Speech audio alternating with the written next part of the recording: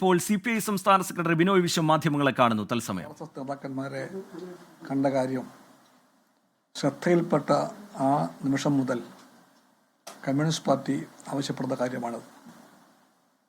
ആ ക്രമസമാധാന പാലന ചുമതലയിൽ നിന്നും ADGP അജിത് കുമാറിനെ മാറ്റണമെന്നാവശ്യം. ആ ആവശ്യം ഇന്നിപ്പോൾ നിറവേറ്റപ്പെട്ടിരിക്കുന്നു. കമ്മ്യൂണിസ്റ്റ് പാർട്ടിക്ക് അഭിമാനമുണ്ട്. തീർച്ചയായിട്ടും കമ്മ്യൂണിസ്റ്റ് പാർട്ടി വിശ്വസിക്കുന്നത് LDF ഗവൺമെൻറ് ഇടതുപക്ഷ രാഷ്ട്രീയത്തിൻ്റെയും ഇടതുപക്ഷ മൂല്യത്തിൻ്റെയും പാതയിൽ മുന്നോട്ട് പോകാൻ ശ്രമിക്കുന്ന LDF ഗവൺമെൻറ് ആ ദിശയിൽ കൈക്കൊണ്ട ഉചിതമായ ശരിയായ നടപടിയാണ് ഇതെന്നാണ്. പാർട്ടി അതിനെ സർവാത്മന സ്വാഗതം ചെയ്യും. ഇതിനകത്ത് ഇത്രയും വൈകിയപ്പോൾ താങ്കൾ പറഞ്ഞൊരു കാര്യം, ഒരിക്കൽ നിലപാട് പറഞ്ഞു, ആ നിലപാട് നടപ്പിലാക്കുമെന്നതാണ്. പക്ഷേ ഇത് ഒരു പൊളിറ്റിക്കലി നേരത്തെ എടുക്കുന്ന ഡിസിഷൻ ആയിരുന്നു, വ്യാപകമായി ചർച്ച വരുന്നത്. വൈകിയെന്ന് തോന്നുന്ന CPI ഉണ്ടോ? അതൊക്കെ നിങ്ങളുടെ വ്യാഖ്യാനങ്ങൾ. CPIക്ക് ഈ ഘട്ടത്തിൽ ഇതേപ്പറ്റി എന്താണോ പറയാനുള്ളത് അത് ഞാൻ പറഞ്ഞു കഴിഞ്ഞു.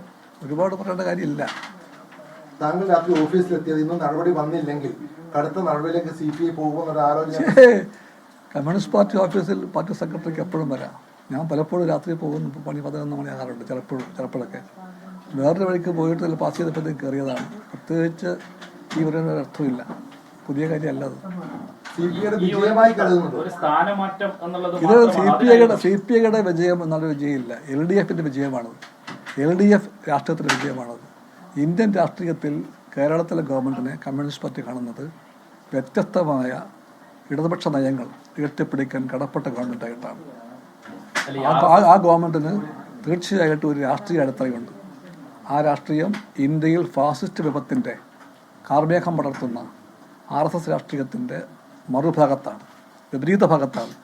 അങ്ങനെയുള്ളൊരു ഗവൺമെൻറ്റിലെ പ്രധാനപ്പെട്ടൊരു ചുമതലയാണ് ക്രമസമാധാന ചുമതല. ആ ചുമതല വഹിക്കുന്നൊരു ഉദ്യോഗസ്ഥൻ ദുരൂഹമായ സാഹചര്യത്തിൽ കാരണങ്ങളാൽ ഒന്നല്ല 2 വട്ടം 2 RSS നേതാക്കന്മാരെ കണ്ടതായിട്ട് വെളിച്ചത്ത് വരുമ്പോൾ അതേപ്പറ്റി ഒരു ഇടതുപക്ഷ ഗവൺമെൻറ്റിന് ഉത്തരം പറയേണ്ട കടമയുണ്ട്.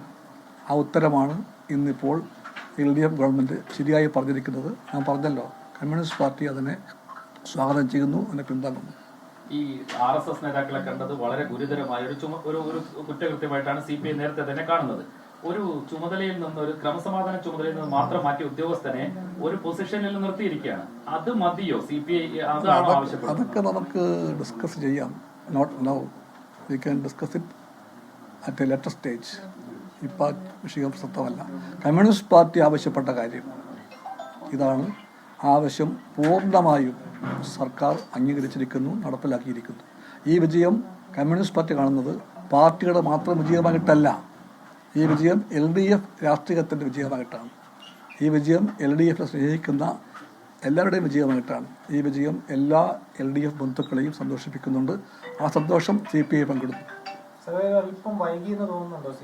ഞാൻ പറഞ്ഞല്ലോ, ആ ചോദ്യങ്ങളൊന്നും ഇപ്പോൾ റിലവൻ്റ് അല്ല. ഇതിനകത്ത് മാധ്യമങ്ങളെല്ലാം കാണിച്ച അമിതമായ ഒരു താല്പര്യമോ സ്നേഹമൊക്കെ ഉണ്ട്. ഇത്തിരി അമിതമായി ഇപ്പോൾ ചിലപ്പോഴൊക്കെ നിങ്ങളുടെയൊക്കെ താല്പര്യം. അല്ല, നിങ്ങളുടെ ഒരു LDFിൽ ഒരു CPI ഒരു ആവശ്യം പറയുന്നു, അത് നടക്കുന്നില്ല. പുറത്തേക്ക് നിങ്ങൾ വളരെ ദുഃഖിതരായിട്ട് ഇറങ്ങി വരുന്ന അവസ്ഥ ഉണ്ടാകും. ഇല്ലില്ല, ദുഃഖിതരായിട്ടില്ല. ഞങ്ങൾ എപ്പോഴും ഇതുപോലെ തന്നെയാണ്. We are always pleasant. പക്ഷെ CPI പരിഗണിക്കുന്നില്ല തോന്നൽ പലപ്പോഴും ആദ്യഘട്ടത്തിൽ ഉണ്ടായി. പരിഗണിച്ചു അങ്ങനെയാണെങ്കിൽ ഇപ്പോൾ പരിഗണിച്ചു. നിങ്ങൾ പറയാത്, അത് പറയത്. അല്ലല്ല, രാഷ്ട്രീയത്തിൽ അങ്ങനെ ഒരു ഫുൾ സ്റ്റോപ്പ് ഇല്ല. സംഭവ വികാസങ്ങൾ വികസിക്കും, രാഷ്ട്രീയ പ്രശ്നങ്ങൾ മാറി മാറി വരും. അതുകൊണ്ട് there is no full stop in politics. അല്ലെന്നല്ല, ഇതിൽ മാത്രമല്ല, രാഷ്ട്രീയത്തിൽ ഞാൻ പൊതുവെ പറയുകയാണ്, രാഷ്ട്രീയത്തിൽ ഒരു പ്രത്യേക സംഭവത്തിലെ പ്രത്യേക തീരുമാനത്തോടു കൂടി എല്ലാത്തിന്റെ അന്ത്യമായി താരം ചിന്തിക്കേണ്ടതില്ല. ഒരു പാർട്ടി ചെലവില് ഇങ്ങനെ ഒരു കൂടിക്കാഴ്ച പറ്റില്ല എന്നും ഇത്തരം ഒരു ഉദ്യോഗസ്ഥൻ ആ പൊസിഷനിലേ ഇരിക്കാൻ യോഗ്യനല്ല എന്നും CPI പറഞ്ഞിട്ടുണ്ട്. അല്ല, ഞാൻ പറഞ്ഞത് ഈ സ്റ്റേജിൽ ഈ തീരുമാനത്തെപ്പറ്റി കമ്മ്യൂണിസ്റ്റ് പാർട്ടിക്ക് പറയാനുള്ള കാര്യങ്ങൾ ഞാൻ പറഞ്ഞു കഴിഞ്ഞു. ഈ ഘട്ടത്തിൽ ഇതിനപ്പുറം ഒന്നും പറയാനില്ല. സന്തോഷം. CPI സംസ്ഥാന സെക്രട്ടറി ബിനോയ് വിശ്വം ആണ് ഇപ്പോൾ ADGP MR അജിത് കുമാറിനെ ക്രമസമാധാന ചുമതലയിൽ നിന്ന് മാറ്റിയ തീരുമാനം അത് സ്വാഗതം ചെയ്യുകയാണ് CPI. അനാവശ്യമായ തിടുക്കം ചിലർ കാട്ടി എന്നുള്ള കാര്യമൊക്കെ അദ്ദേഹം ചൂണ്ടിക്കാട്ടുന്നുണ്ട്. ക്രമസമാധാന ചുമതലയിൽ നിന്ന് മാത്രം മാറ്റിയാൽ മതിയോ, മറ്റ് നടപടികളിലേക്ക് കടക്കേണ്ടേ എന്നുള്ള കാര്യത്തിന് അതൊന്നും ഈ ഘട്ടത്തിൽ പറയാനില്ല എന്നാണ് ബിനോയ് വിശ്വം പ്രതികരിക്കുന്നത്. മറ്റു വിഷയങ്ങളിലൊക്കെ പിന്നീട് ചർച്ചയാകാം. ഇത് CPIയുടെ വിജയം മാത്രമായി കാണേണ്ടതില്ല, LDFിൻ്റെ ഒന്നാകെയുള്ള വിജയമാണ് എന്നാണ് CPI സംസ്ഥാന സെക്രട്ടറി ബിനോയ് വിശ്വം ചൂണ്ടിക്കാട്ടുന്നത്.